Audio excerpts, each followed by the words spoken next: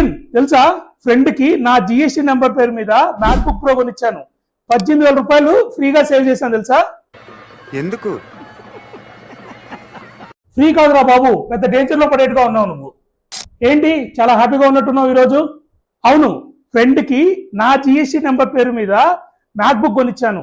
So నాకు input credit 18,000 వచ్చింది. ఇది నేను నెక్స్ట్ మంత్ జిఎస్టీ కట్టేటప్పుడు ఫ్రీగా కట్టేసుకుంటాను. సో ఈజీగా నాకు 18,000 రూపాయలు వచ్చేసాయి. ఇచ్చేయండి సార్.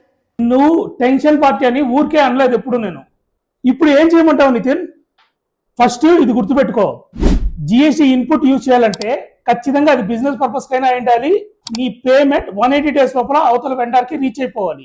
ఇవి రెండు జరగకపోతే ఈ ఐటీసీ రివర్సల్ తో పాటు భారీగా ఇంట్రెస్ట్ అండ్ పెనాల్టీ వస్తుంది. సో వెంటనే నువ్వు రివర్స్ చేసేసే. అవునా?